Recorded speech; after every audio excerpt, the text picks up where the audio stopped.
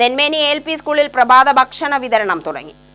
കൊല്ലങ്കോട് ഗ്രാമപഞ്ചായത്തിന്റെ വികസന ഫണ്ട് വിനിയോഗിച്ച് നടപ്പിലാക്കിയ പദ്ധതിയാണിത്. ഗ്രാമപഞ്ചായത്ത് പ്രസിഡന്റ് കെ സത്യപാൽ ഉദ്ഘാടനം ചെയ്തു.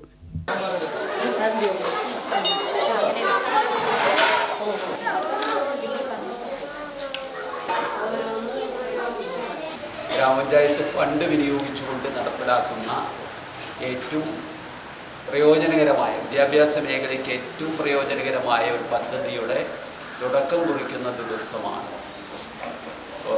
നിങ്ങൾക്കെല്ലാമുള്ള സന്തോഷം പോലെ തന്നെ ഒരു പൊതുപ്രവർത്തകരെന്ന നിലയിൽ ഞങ്ങൾക്കൊക്കെ തന്നെ ആത്മസംതൃപ്തി ഉണ്ടാക്കുന്ന ഒരു ചടങ്ങാണ്. പഞ്ചായത്തിനെ സംബന്ധിച്ചോളം ഇതിനാവശ്യമായ ഫണ്ട് കണ്ടെത്തുക എന്നത് വലിയ പ്രയാസകരമായ കാര്യമാണ്. പക്ഷെ കഴിഞ്ഞ വാർഷികത്തിൽ ഞാൻ പങ്കെടുത്തുകൊണ്ട് വാഗ്ദാനം ചെയ്തിരുന്നു ഞാനേറെ ഇത് നടപ്പിലാക്കുന്നുണ്ട്.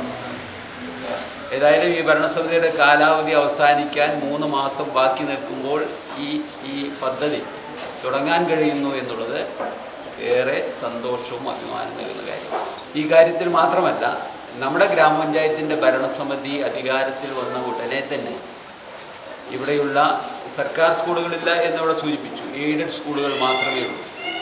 ആ സ്കൂളുകളുടെ അടിസ്ഥാന സൗകര്യ വികസന കാര്യത്തിൽ എന്തെല്ലാമാണ് ഗ്രാമപഞ്ചായത്തിന് ചെയ്യാൻ കഴിയുക എന്ന് അന്വേഷിക്കുകയും ചർച്ച ചെയ്യുകയും ചെയ്തതിൻ്റെ അടിസ്ഥാനത്തിൽ ആദ്യം തന്നെ എല്ലാ സ്കൂളുകൾക്കും ടോയ്ലറ്റ് നിർമ്മിച്ചു കൊടുക്കാൻ വേണ്ടി തീരുമാനിച്ചു. School manager NN Muhammad Kasim അധ്യക്ഷനായി.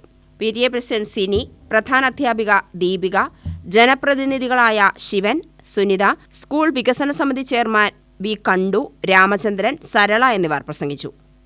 UTV news, Palakkad.